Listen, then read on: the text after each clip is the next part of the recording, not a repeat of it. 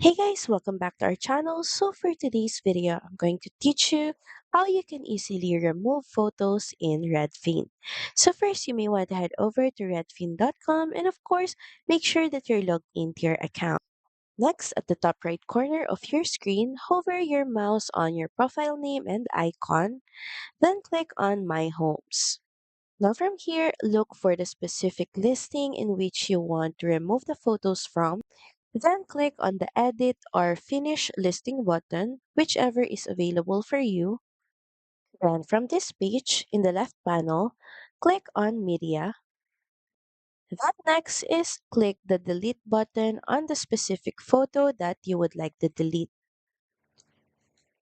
You can do it multiple times to delete all your unwanted photos.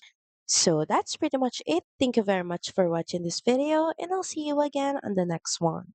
Bye!